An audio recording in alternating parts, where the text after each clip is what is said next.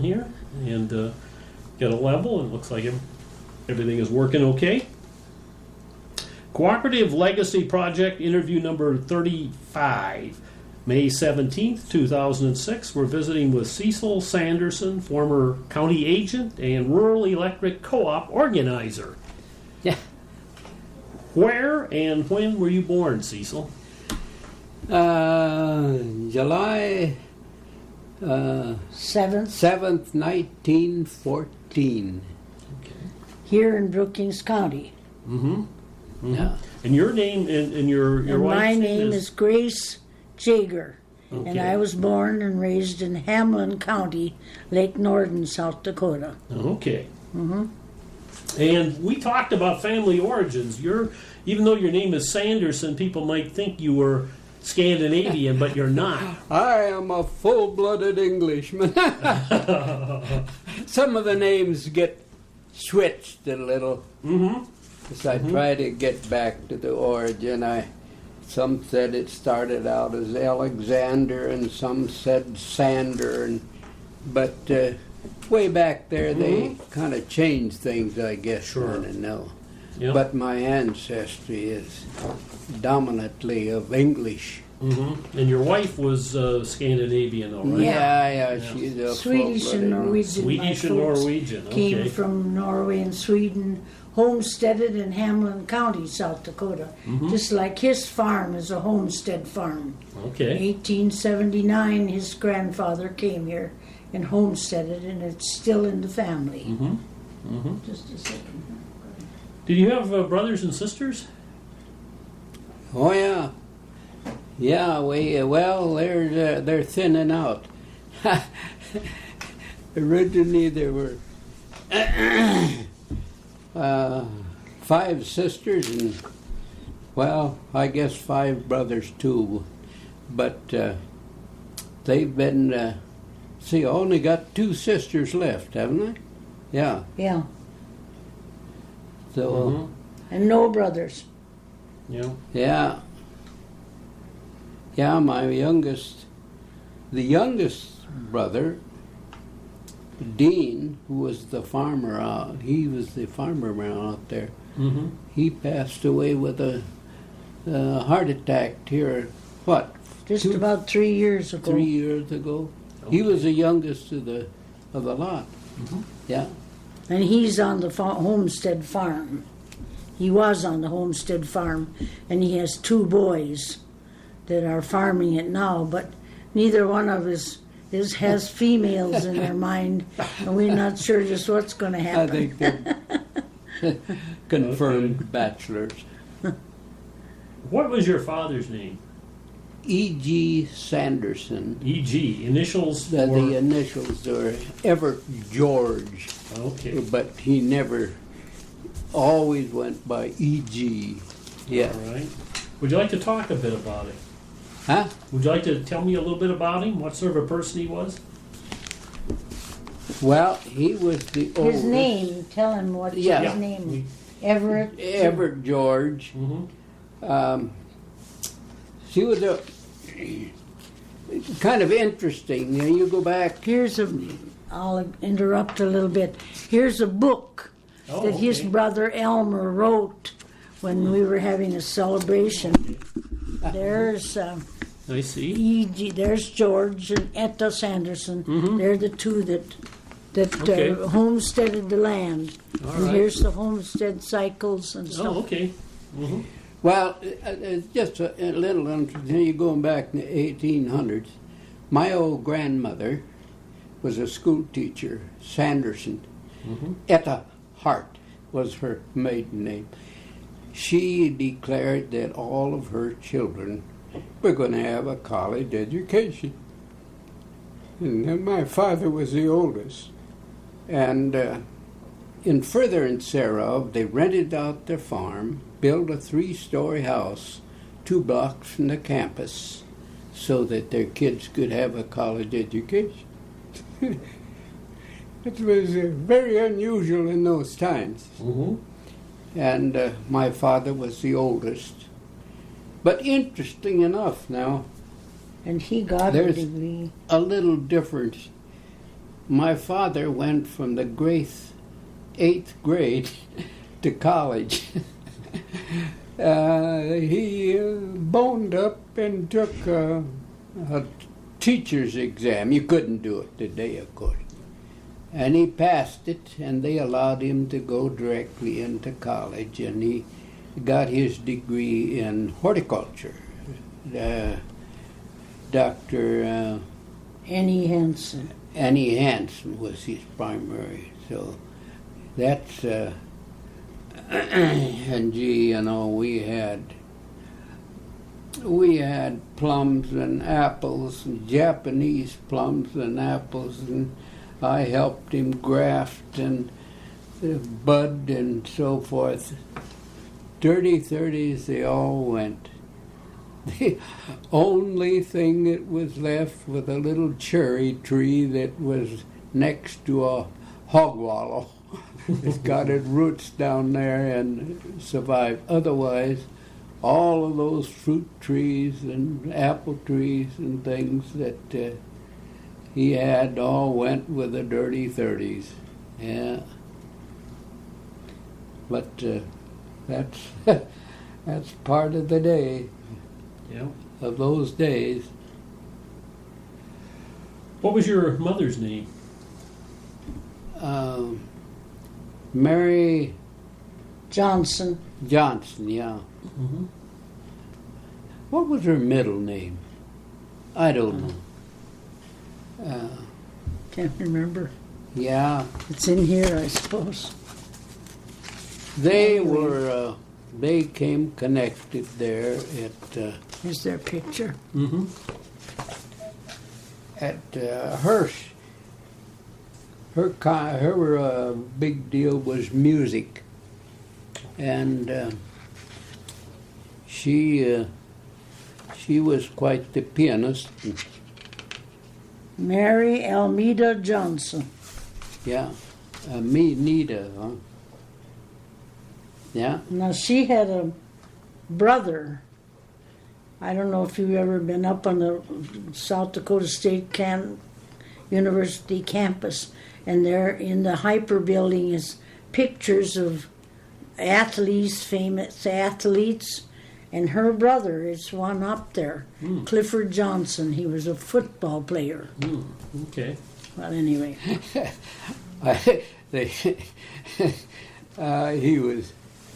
He was kind of a bullslinger. He was a big fellow. Yep. And he said his primary mission was to take their quarterback out. He was to tell my father how he would take him out under those piles. He said, just get under those piles. I never know what would happen. I put my knee in his middle and I carry him off on a stretcher. There was not much padding in those days. It's pretty rough nowadays, too. Well, it is, yes. Yes, it is.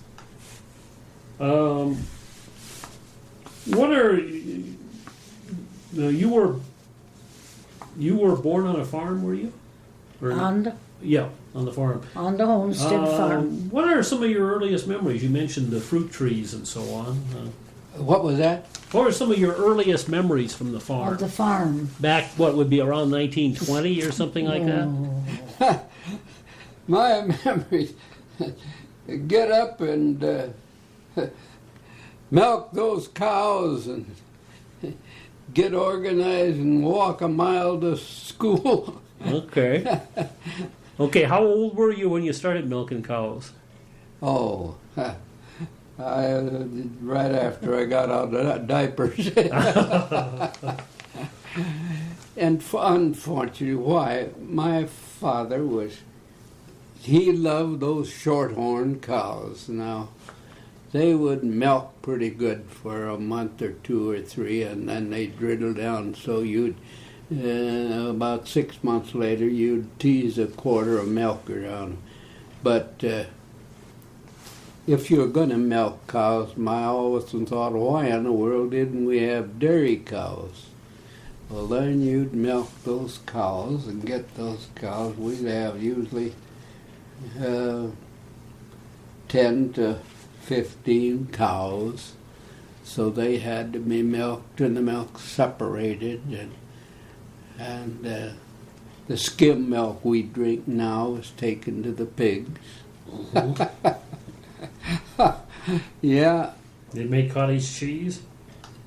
Yeah. Yeah, well, Butter, ice we used to cream. make quite a little butter, little up and down deal. Yeah. Some of them had a crank on them, but we we used a lot of butter, and they had a lot of chickens and butter and eggs, and of course we've had to change our diet since. I've had 4 bypasses and a couple angioplasties, and but things are still pumping away there anyhow. Mm-hmm. Now, when you were young, what did you want to do? Did you want to farm ultimately? It seems like almost everybody did. They didn't think about that much Well, other stuff. I tell you,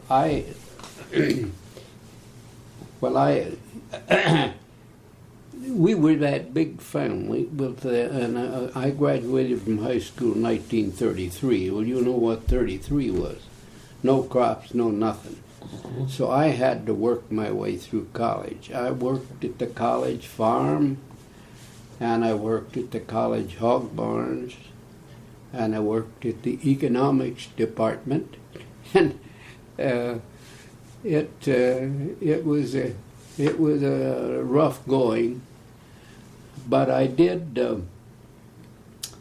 In those days, you had to take 2 years of basic military training, and with money being rather short in those days, I took ROTC, rural. You know what that is. Mm-hmm. And well, they paid you to take it, and you provided clothes. In fact, I wore military clothes practically all the time. Yeah. Well, a little interesting story here now. I spent 4 years in World War II, but working my way through college, I couldn't adhere to all the amenities that the upperclassmen thought I should. You know, walk around with a wooden rifle and shoot them, and then you're supposed to carry a hard-boiled egg and all of their signatures on it and so forth. Well, I didn't have time for all of that. I was any time I could get, I was down there at the college hog barns or someplace working. So the hierarchy of that day didn't feel that I was really a top-notch military boy. So when it come to hand, when you finished all of the ROTC and so forth, you were supposed to have your second lieutenancy. Well, they were all handed out, and they didn't call off my name, and I said, how come I didn't get my lieutenancy? He said, you're too short.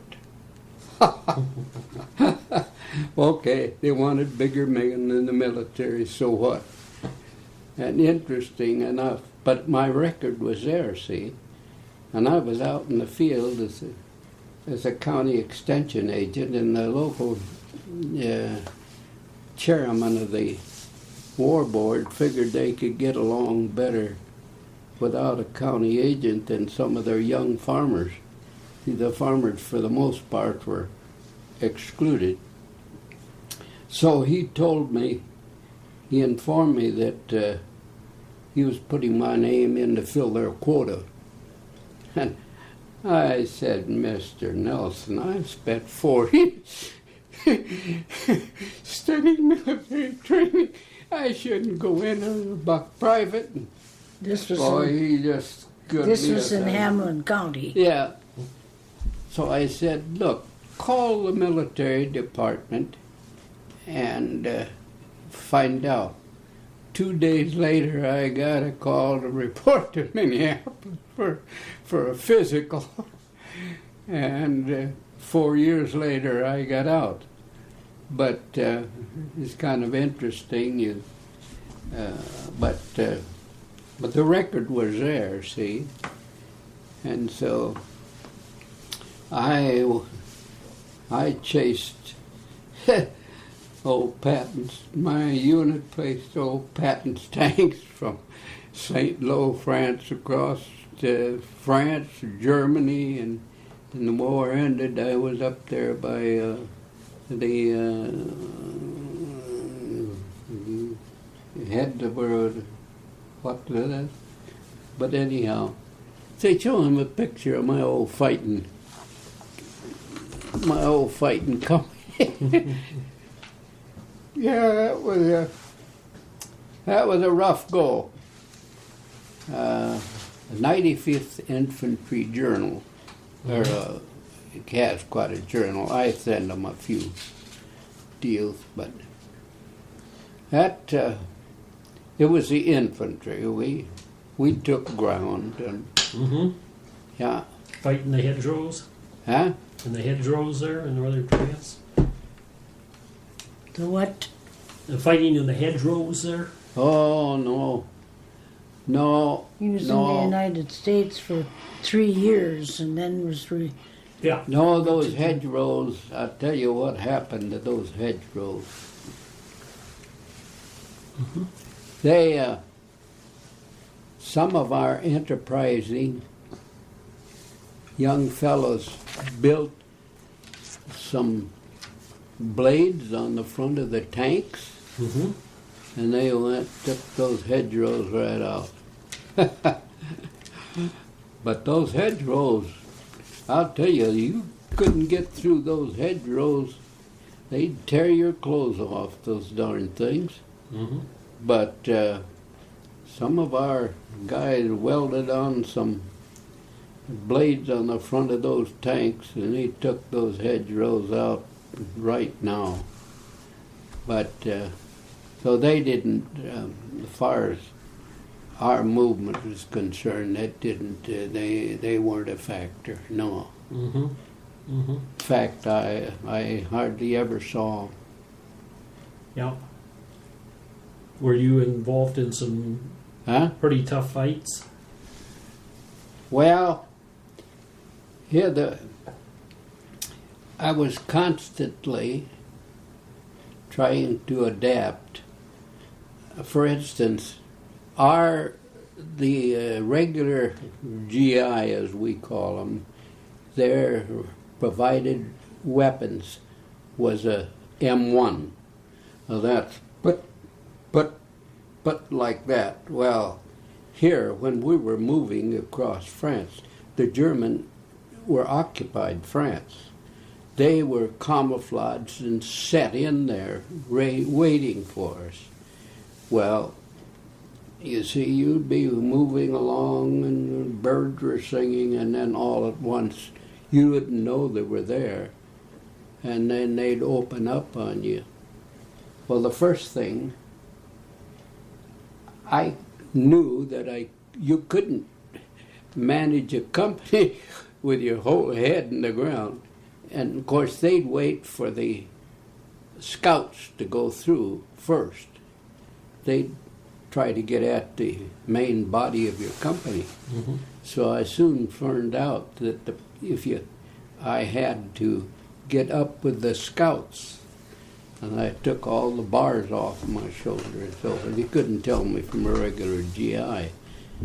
And then my runner had a walkie-talkie, and our mortars were in the rear of the company, and our radio was the rear of the company.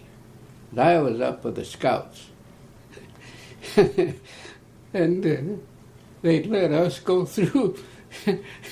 And another adjustment we made,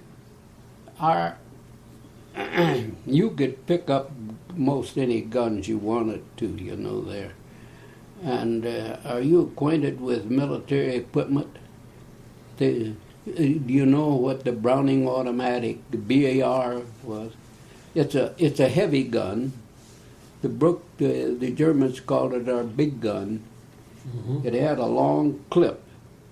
It was rather heavy gun, but it was automatic. You put it, and the old clip would open up, and those Germans they were sitting there waiting for you, all calm. You wouldn't know they were there until they started to open up with their machine guns.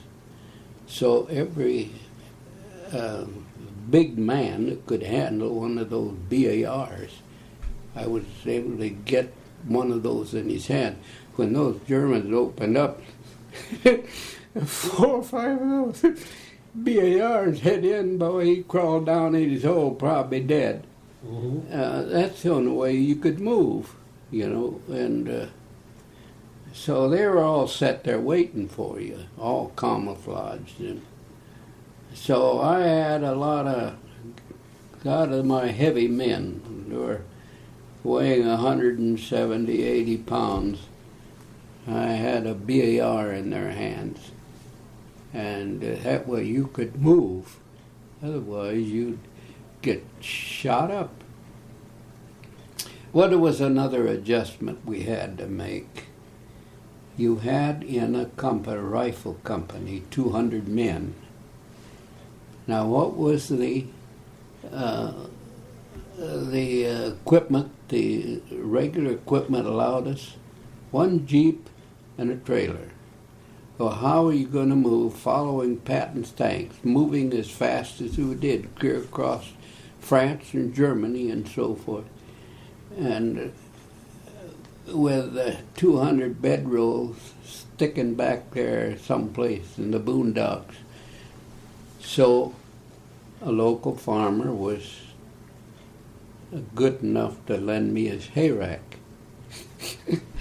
I could put that lending in quotes. But now you could roll all those 200 bedrolls in there, pull it with a Jeep, and when we got through fighting, time to use the bedrolls, why, they were right behind us. And well, then of course the Corps head companies are always coming up there with the white gloves to check and see everything was according to Hoyle, and then they'd take that hay rack away with us, and that wasn't according to the... And you'd rather you carried them, huh? Yeah. So we'd lose that hay rack, and then we'd have to get another one. Oh, well. We had to keep up with old Patton's tank, so and I rode on a time or two, but they rode awful rough. The Germans had these cannons that they used, kind of an 88 millimeter thing. They use those Germans, a lot on you. That was the best. That was the best weapon in the war. The Germans had it. Yeah. That was anti-aircraft, anti-tank, anti-personnel, anti-everything. And yeah, that was one of the best weapons in the war that the Germans had. Yeah. And they had a lot of them, and they were mobile. Yeah. Old German 88. Took out a lot of tanks. Took out a lot of tanks, did they? I don't know if it was on tanks. But they took out a lot of our tanks. They used those on our tanks. On tanks. The Germans had a lot of them, and they, of course, I never really. We were I was in the infantry. We were on the ground moving on the ground. So, but everything, interesting enough, we trained all this time how to keep in contact with the units to your right and left, and we dug foxholes all over Texas and so forth. That's when he was in the United States. And it training. we never dug a foxhole all the time. We, Patton's philosophy, just go like hell and forget the units are right and left. Go on by them, turn around, come back in. I took a German colonel back with me one time as a prisoner. He could talk pretty good English. He said, "You Yankees don't fight like we were taught at all." We would go. Germans would be dug in there right and left, and we go right on by them, and everything we was to keep those tanks moving, keep them moving, and when they first got up there, they took all our units away and filled them up with these 5-gallon gas tanks. You got to keep Patton tanks moving. So for the first time, for a while at all, we sat in the apple orchards of France while they took all our equipment to load up those gas tanks for Patton's tanks. So we sat and ate apples for a while, and then we moved. When we moved quite often by trucks, and the matter of sleep wasn't in the order at all. If you got any sleep, and that was one of the biggest problems. You slept while you were riding along in a truck, and they had the old system of what they call block and coil, when they would catch up with Patton's tanks, and then they'd go into a bivouac area, and they'd go coil like this, and then when you got ready to go again, away they go. Hopefully you could get enough sleep while they were shitting, but more often you slept while they were going. It was all go, go, go. And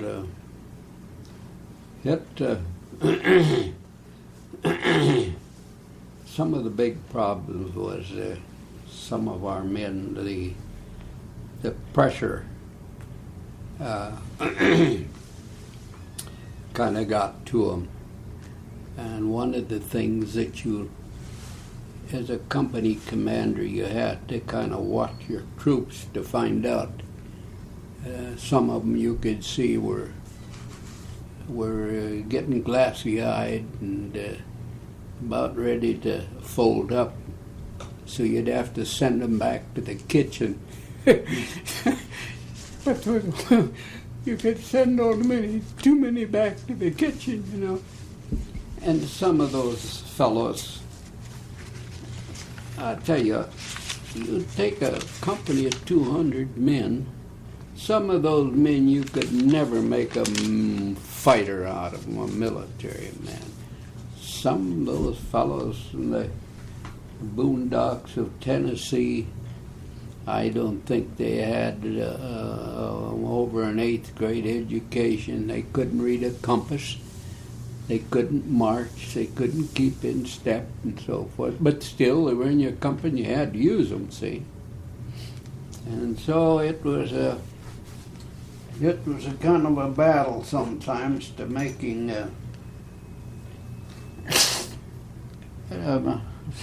some of them. You had to find a spot for them in the company,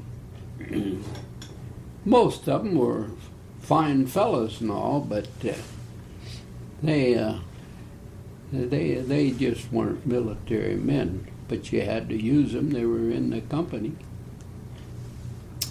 We had Mexicans in there, and if you notice in that company there, did you see the picture of the company?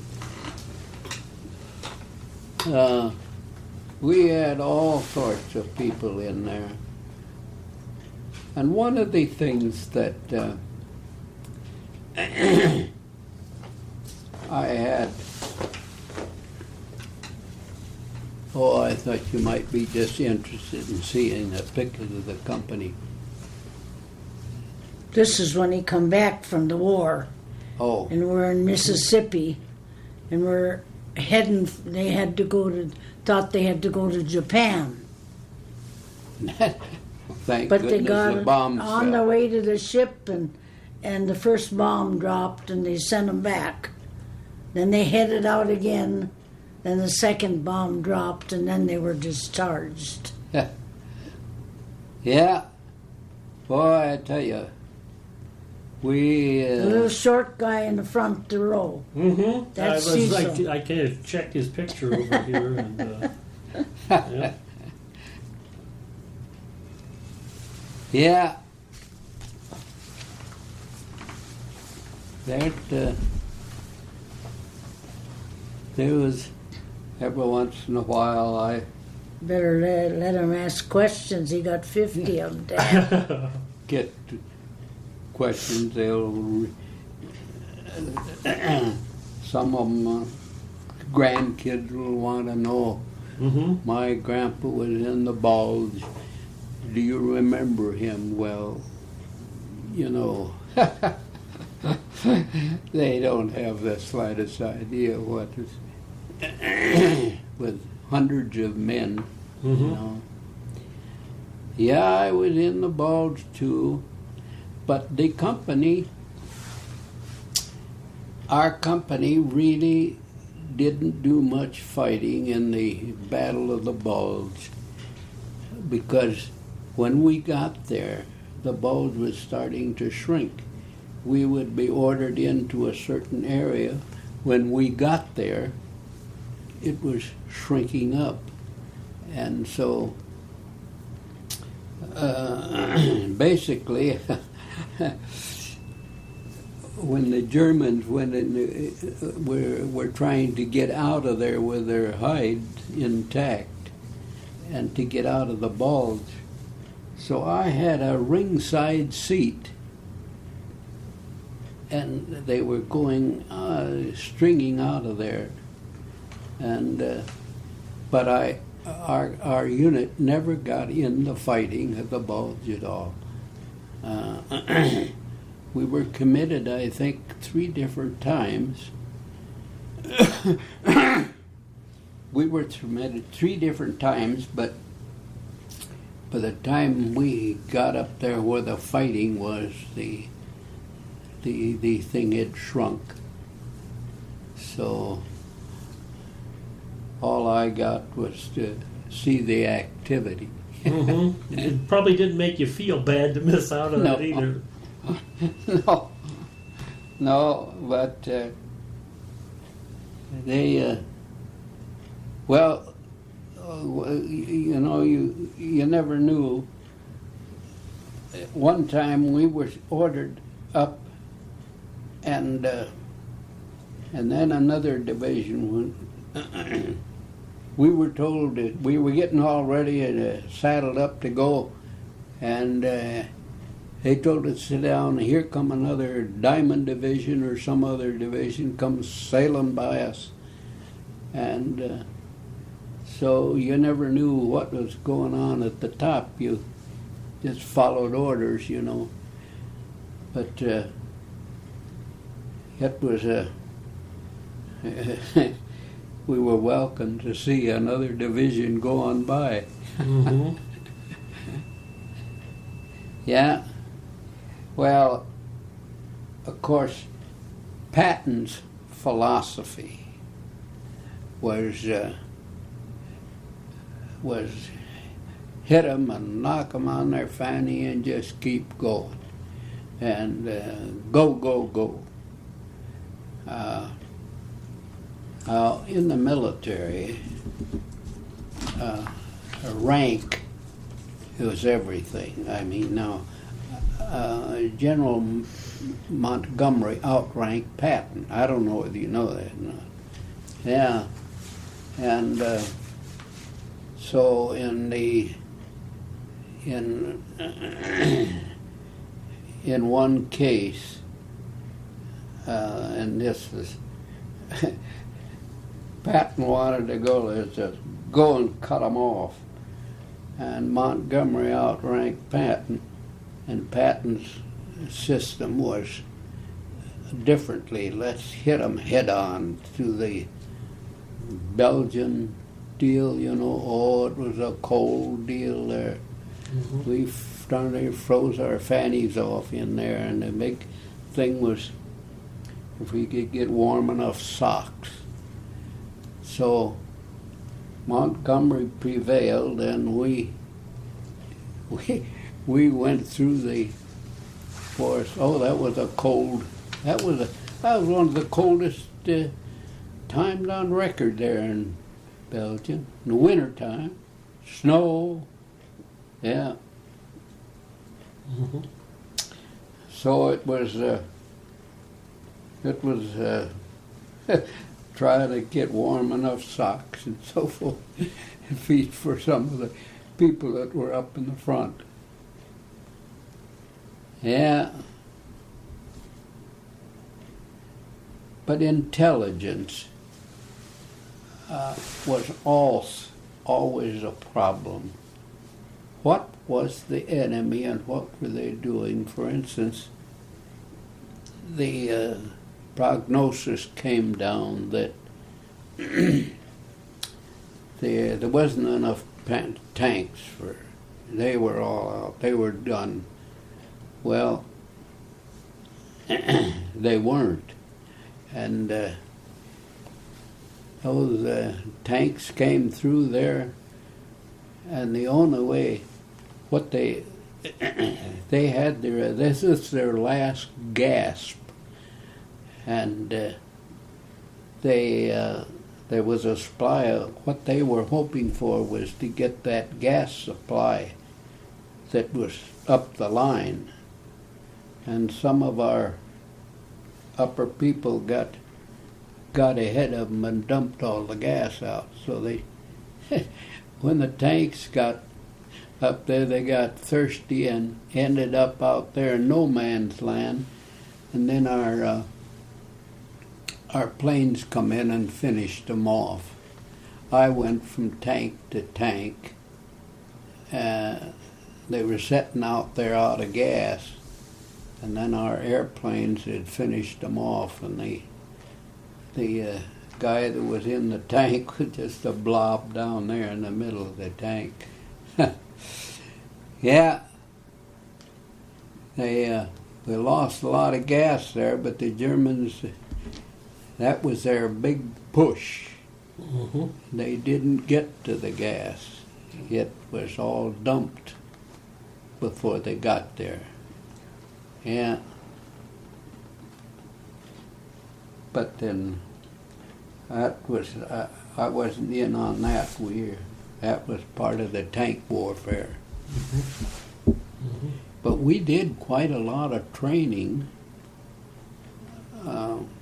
desert training. We never used it, but supposedly we were going to catch that desert fox up there in Africa or someplace. So we spent some time on the desert, training in the desert for desert warfare. I never used it, thank goodness. But I guess that old desert fox, as they called him, I guess he was pretty wily. They had kind of a rough time with him, but he wasn't able to keep up the maintenance aspect, I guess. But that was definitely out of our area, but we we were training for desert warfare anyhow. Mm-hmm.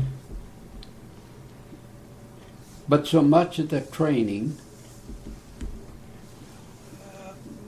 that we did, and digging foxholes and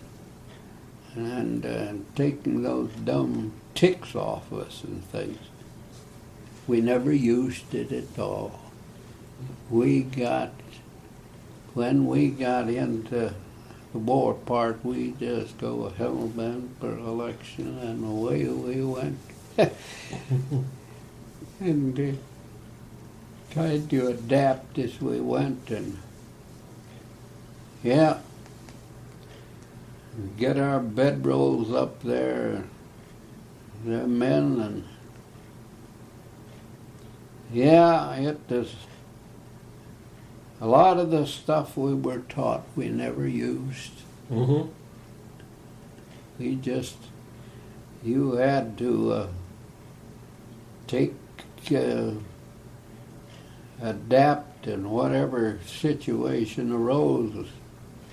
We changed our M1s, our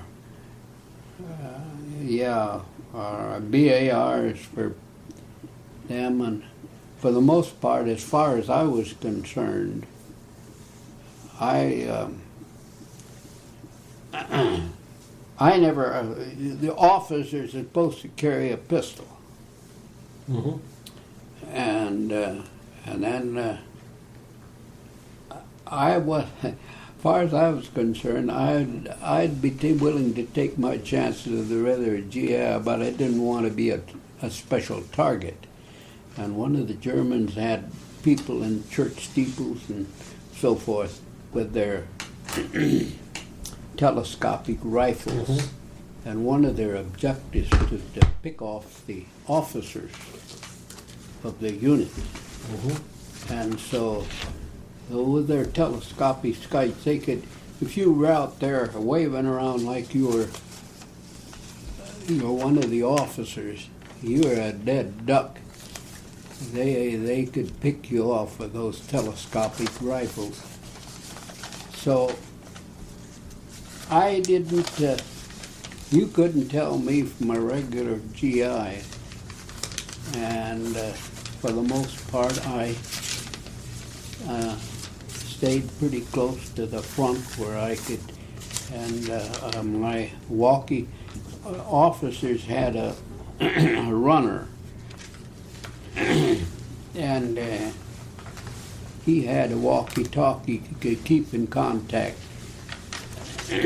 with the mortars, and also with, once in a while you'd have to call in some Air Force to,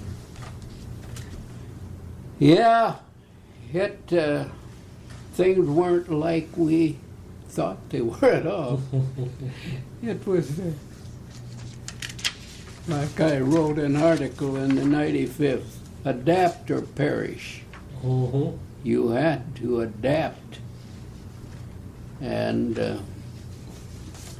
whether it was moving bedrolls, but always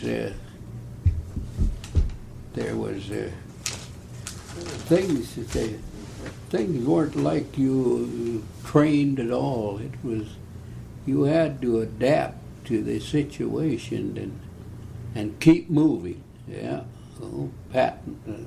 keep moving. Yeah. Forget about those foxholes. I never saw a foxhole. I dug foxholes all over Texas when we were training. And,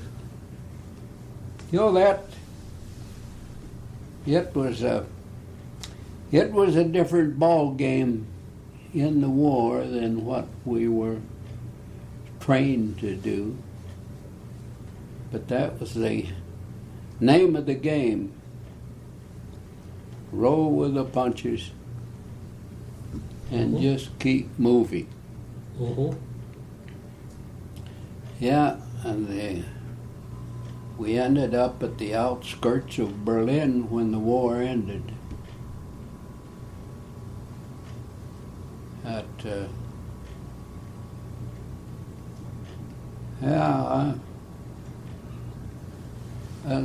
you have any further questions? Yeah, I do. lot As a of- matter of fact. A lot of them. Well, that's okay. I wasn't going to interrupt you because I'm interested in your whole life, and certainly the war was a very important factor there. I wanted to get whatever you wanted to say about that. But I'm going to walk you back a little bit in time, a little bit back to country school. Do you want to say anything about going? Did you go to country school? Yeah, all 8th grade. Okay, what was it like there? You were in here in Brookings One County. teacher taught all 8th grades. Mm-hmm. Yeah. And Sunshine School. country school, Sunshine. Sunshine School. We walked a mile to school. It was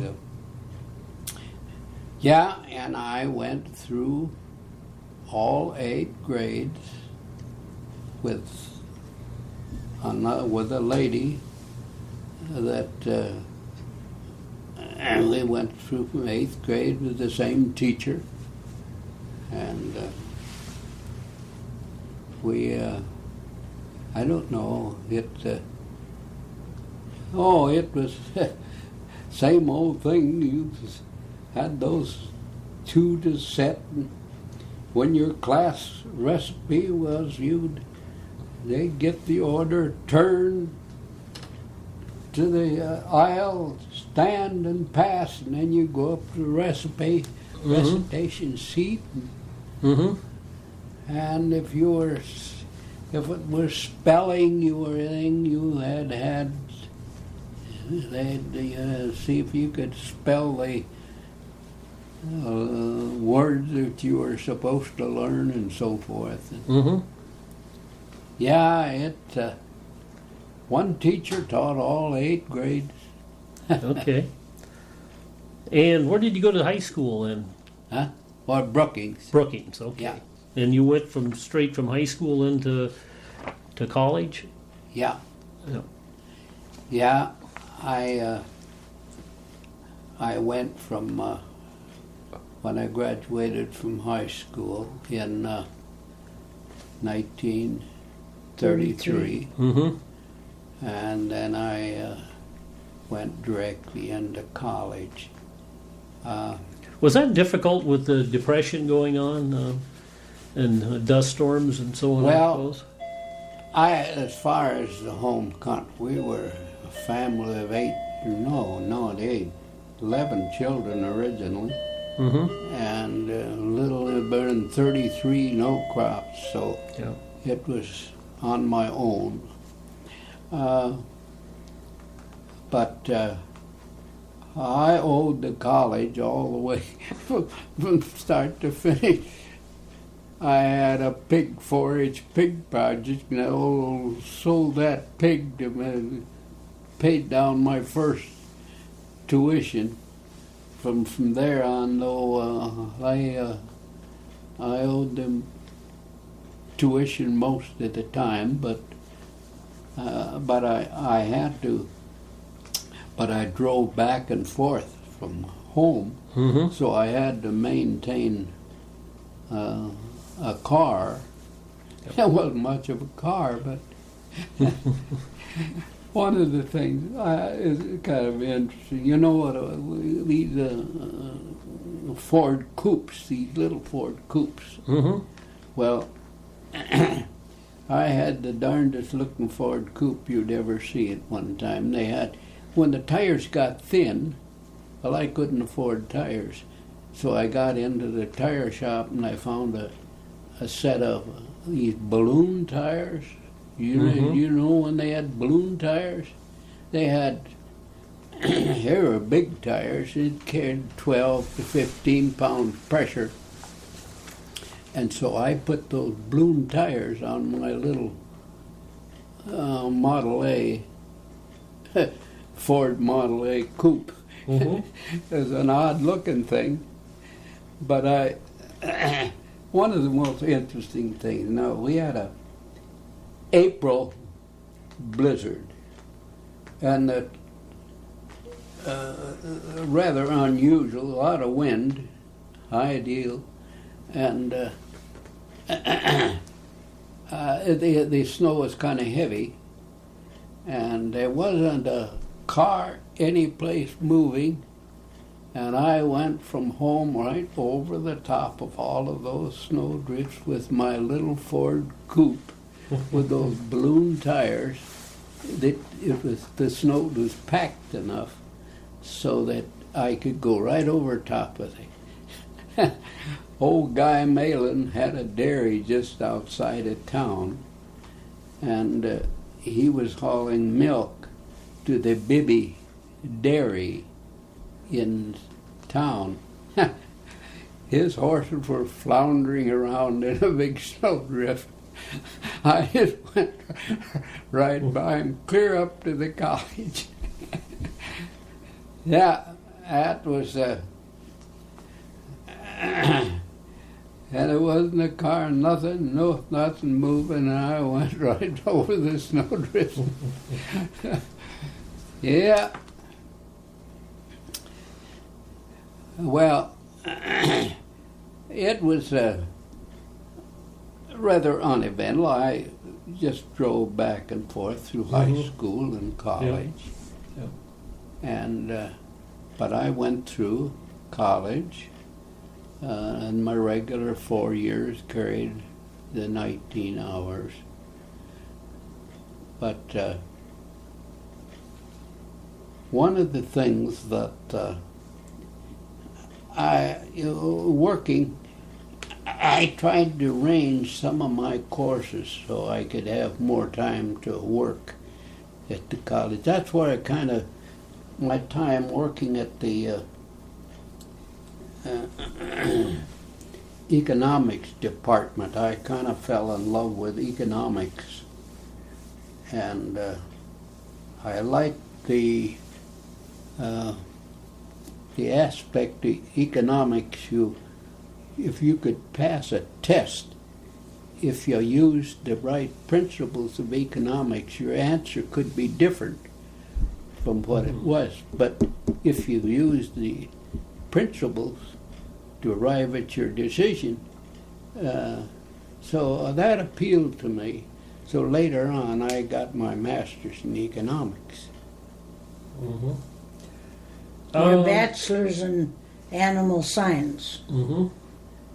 Yeah, I got my BS degree in animal. It was animal husbandry in those days. Mm-hmm. They call it animal science now. Yeah. Yeah. And then you went on to your first job out of college was an assistant county agent. Was that right? In Minnehaha County. Yeah. And what did county agents do in those days? Was it different than later years? Well, I tell you, I tried to get animal science or animal husbandry. I tried to get a job in packing plants and so forth. I wanted to get in the livestock field.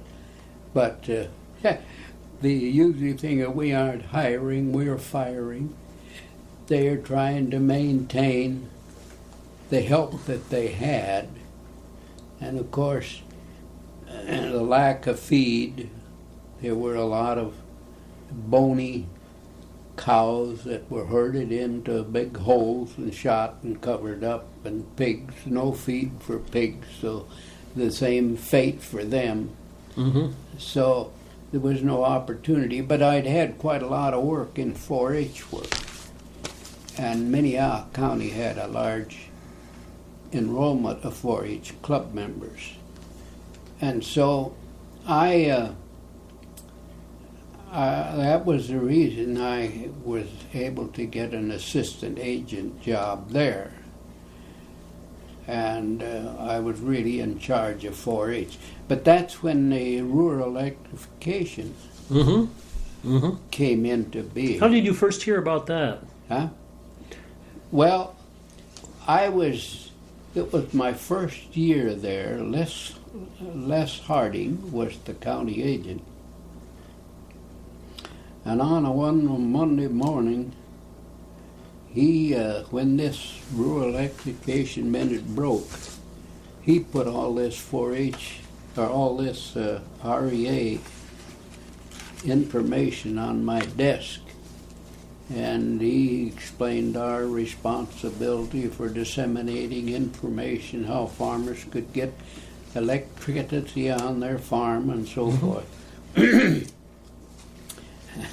In effect, he says, "This is your baby." And take it and run. That was that was I'm fresh out of college, and so I was to get this information out to the rural folks. Well, of course, having... Do you want to mention Yeah. this? Maybe rather than him telling the whole story, he's got an article here called "My Legacy," and it tells all about his work in Minnehaha County. Yeah.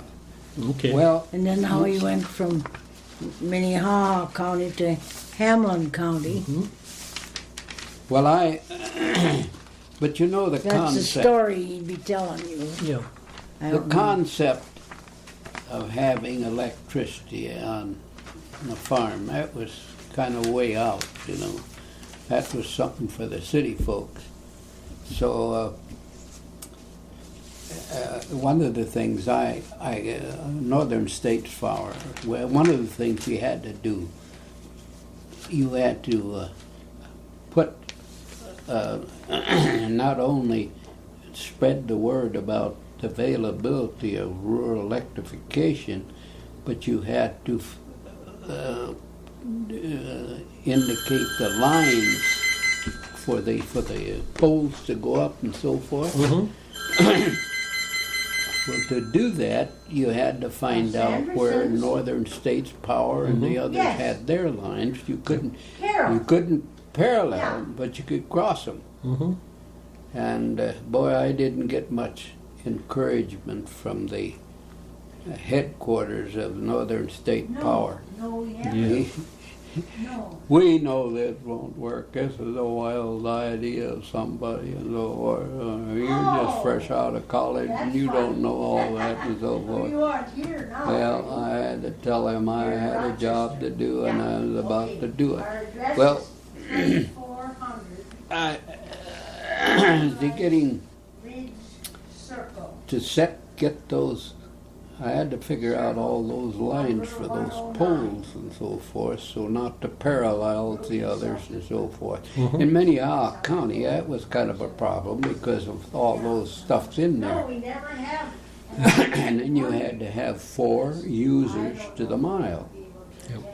And,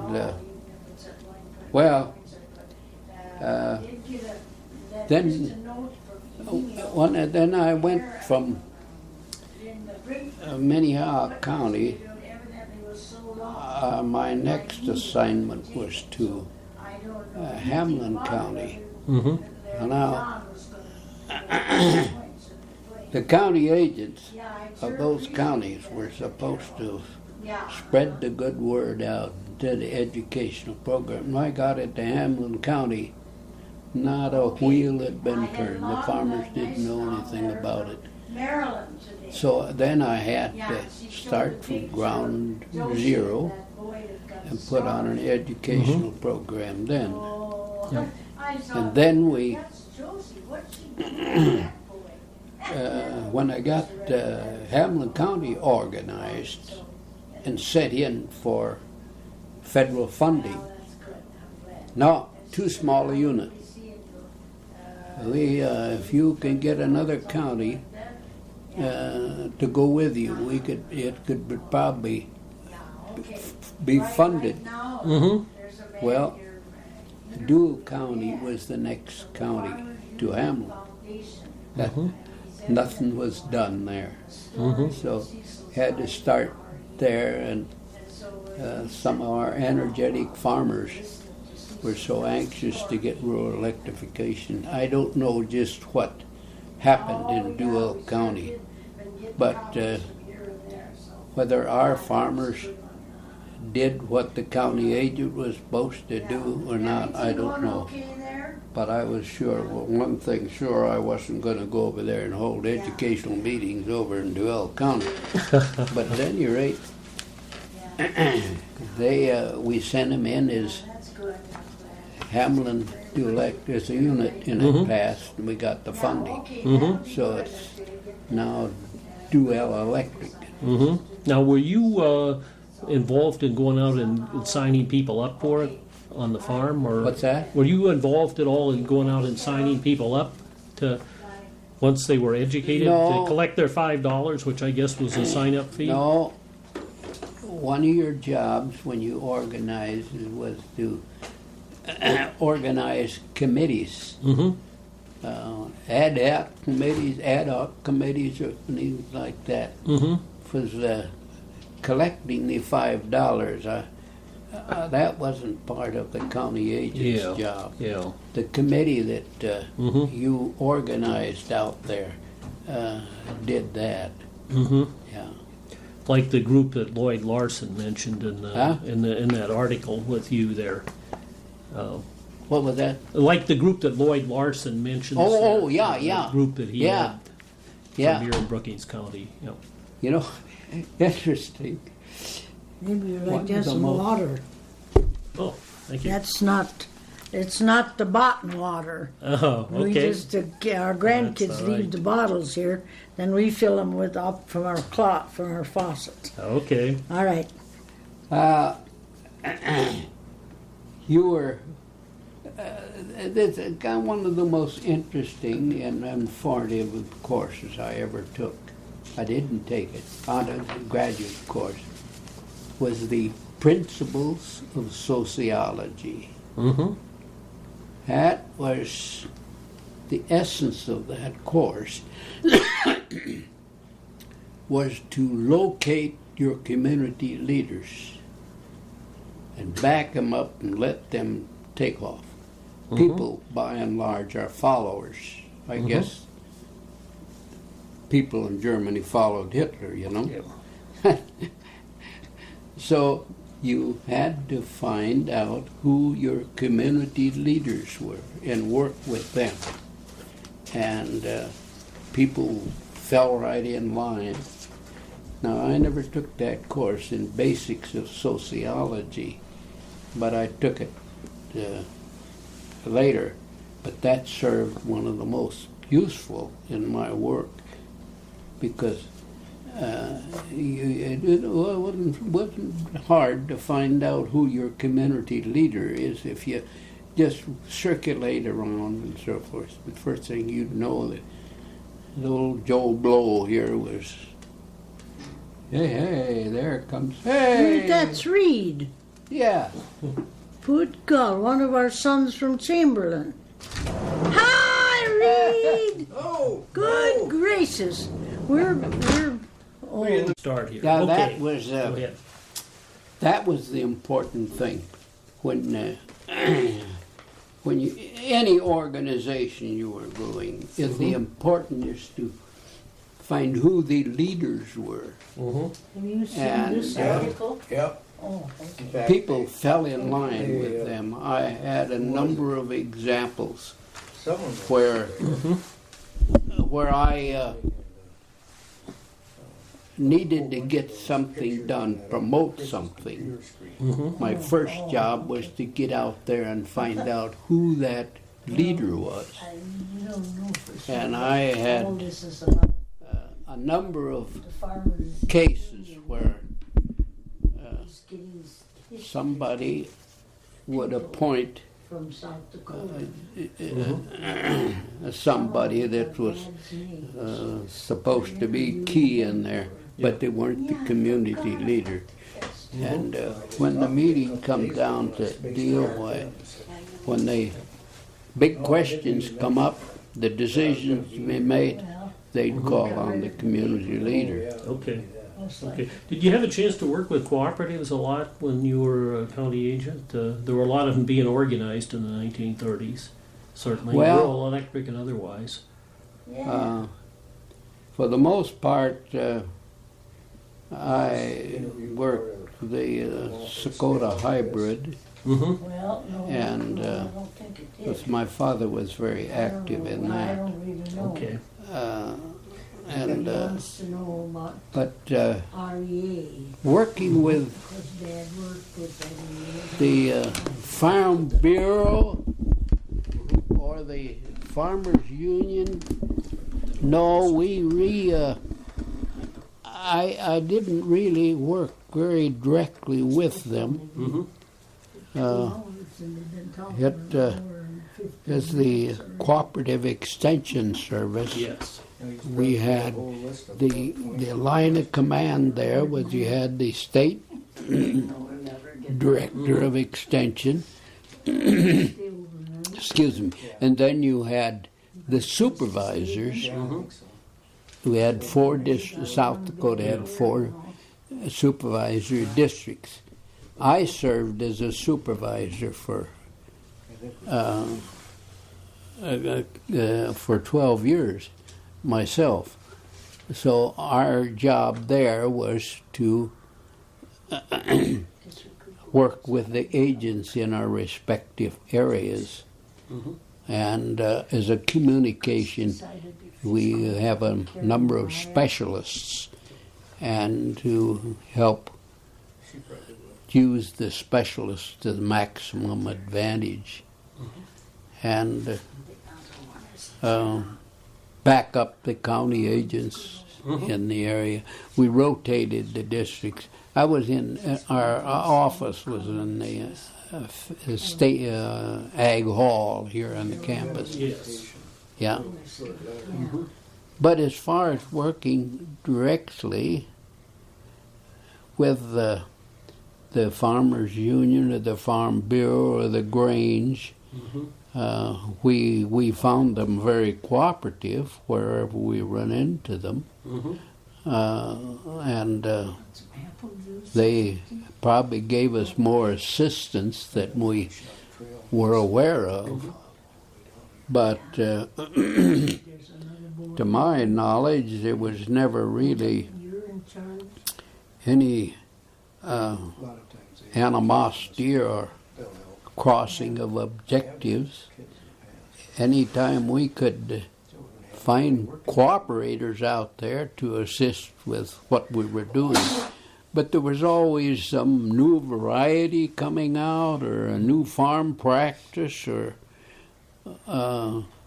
something that we needed to extension service to extend out to the people. And as I said, one of the things that, remember we had the old plow, that was it. And that real farmer, if he was a good farmer, he got that, and so it's nice and level and black, well, then along come the dirty 30s, and we found that old plow got kind of stuck out in the weeds, and we got a different type of equipment and so forth. So there, we had to learn something in the dirty 30s there. Yeah. It was, I know there was some differences. Over in Minnesota, I know that the Farm Bureau were pretty much in direct with the county control of the county agents, because I know a committee came over where I was and wanted to invite me over to come out there to Lackapaw County as a county agent. But for the most part, I served 15 years up in Roberts County, and that was the Sisseton-Wahpeton Indian Reservation there. Yes. So I got 7 of our 8 children were born there in Sisset in South Dakota. Okay. Okay.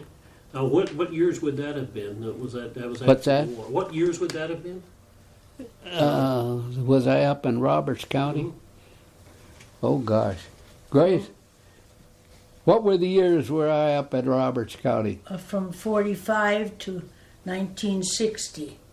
Okay. Yeah, Then he came here Mm-hmm. to be district extension supervisor. she's my secretary. Okay. Then- Keeps track of that for you. And then retired in 1972. Okay. Okay. Yeah. Yeah. Then we went traveling around the world 5 times. All right. Okay. You get to see the entire world, did you? Well, we didn't get in Africa, did we? Nope, that's No. the only continent. But I did quite a lot of traveling in Germany. No, we got into most of the countries and in our travel. That's one of the things I wanted to do, Yeah. and it was real. We quite often we traveled with Tours. groups. Mm-hmm. We traveled with the Farmers Union group. They had groups once in a while. And then what were some other groups we traveled with? You raise? I can't remember, But I know we we found it rather than just head off by ourselves. Went with a organized group, and I know the Farmers Union had some travel groups that we went with, Yeah. and that was much better because it was planned ahead of time, and when you your rooms and all of that was arranged for you ahead of time, and that was, as far as I was concerned, that was the way to go. Mm-hmm. China, Japan, Russia, Australia, New Zealand, Oh, okay. every state in the United States, Mm-hmm. Canada, Alaska, South America. Hawaii, South America, and Guam. Okay. One of our interesting, we spent, about 2 weeks in Russia, was it? That was kind of interesting. Mm-hmm. I don't know if they're still catching up or not, but it was, they were way behind at that time. Mm-hmm. You I spent would- a couple Huh? or 3 weeks in Belarus in the western part. Yeah. Of what was the Soviet Union, and they were way behind then, and that was just Yeah. 10 years ago. Yeah. This the is our interest- oldest son, Mm-hmm. Reed, who lives in Chamberlain, works for the Big Bend Dam. Mm-hmm. And his wife is an English teacher in the Chamberlain schools. Yeah. Okay. He was at the He's top a of our... grandpa now. He's got one great grandchild. Yeah. Yeah, he keeps the old dam, big main dam down there working there. You just keep some of those scalawags, don't blow it up. We got a few insurgents that are on the prowl. Yes. Yeah, well, let's go ahead. What was the next question? Well, we've got you retired and traveling around the world. I guess I almost come up to my last question here as to whether you're an optimist or a pessimist. And you sound like most of the people I've interviewed. You're an optimist, I think. But go ahead and tell me what you think. Yeah, you got to be an optimist all the time. Yeah. Well, I did want to also give you a chance to talk about your kids. You've got a bunch of them.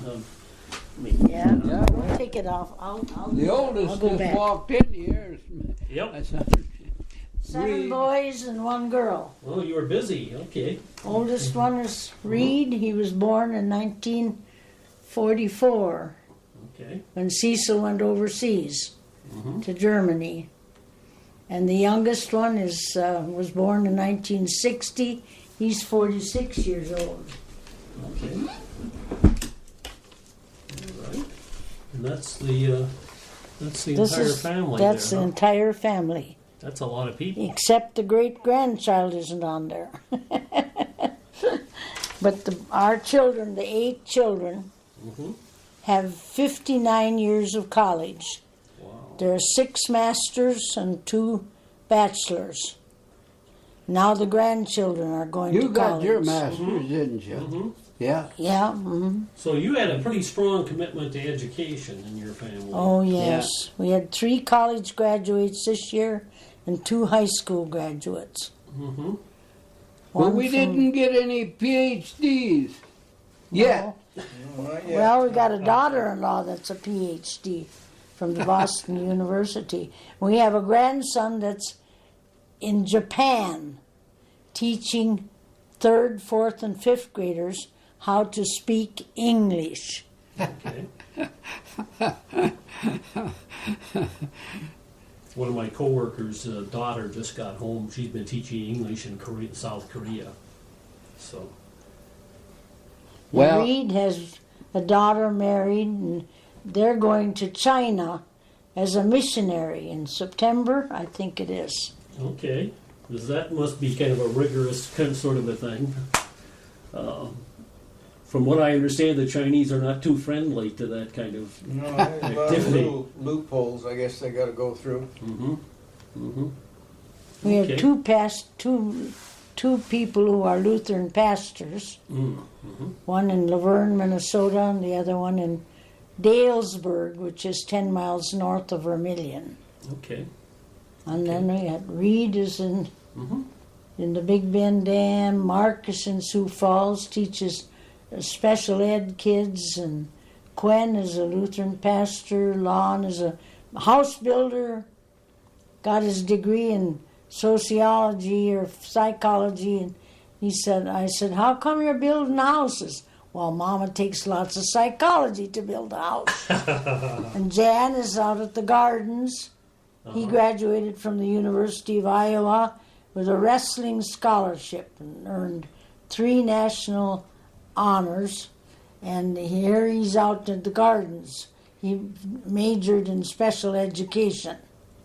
But he's now a horticulturist. Okay, well, And sort of Terry traditional in is the a- family, I guess, huh? Terry lives in Washington, and he's a maintenance operator for a Bible camp out there, Holden Village. Mm-hmm. Then we have one daughter, Joy, who lives in St. Joseph, Missouri, and she's a special ed teacher. Mm-hmm. She has 2 children. Then we have Dell, who is the Lutheran pastor in Laverne, Minnesota. Okay. All right. And there they are. Okay. Is there anything else you would like to add before we conclude here, as far as with this? I don't part? know. Do you think of anything, Grace? There's E.G. Sanderson and Cecil's brother Elmer. Uh-huh. And Cecil, I don't know where that Okay. picture was There's taken. one interesting thing in my brother Elmer. He he was state Agronomy. agronomy, state agronomist, and he only had a BS degree. He never he just put him to work, and he never went beyond the BS degree. And still, all of his years that he worked, he was doing the work of a PhD. Mm-hmm. But only D he got was his speech, and that's all he did. Did you happen to see this article? I did. That's what tipped me off to that's coming what over tipped here. you. Oh, we wondered about that. Yeah. Well, that, and I also got a call from Jeff Nelson down at East River Electric. And, Yeah. he Oh, Jeff suggested Nelson that from. Well, I I give you think a call. maybe my primary project was probably rural electrification. It came on the scene, and Well, when I that's what came the on the story was scene, about, my legacy. and it seemed I'd carried the lantern around so many times, and I realized the importance of electricity. But the thing I didn't, so many of the farmers were thinking that light bulb or two, but look at how it opened up all of this industry of electric refrigerator and all of that, and how it helped the lady there in the kitchen and so forth. I don't think there was enough vision amongst the populace to how electricity could change the farm and the house. It made a home out of the house, and all of the electricity deals. And one of the things, so many of them were thinking of that one or two plugs here and there, and they could carry that tube around, and to get them to think big enough. And of course it opened up this matter of having to wire all of these houses. The electricians got into there, and then here come all of this industry with all of these things that electricity provided. So it opened a Pandora box, as it were. But many of them at the outset didn't really think of it in that big a terms. Yeah. Well, in those days, they probably didn't have access to what would have let them know what they were missing on. No. To the way people do today. People know what they don't have today, but they weren't so sure of it then. Yeah. This one was in 1961. This one was in about 1992 or something like that. Well, I tell you what I'm going to do here. I think I'm going to do.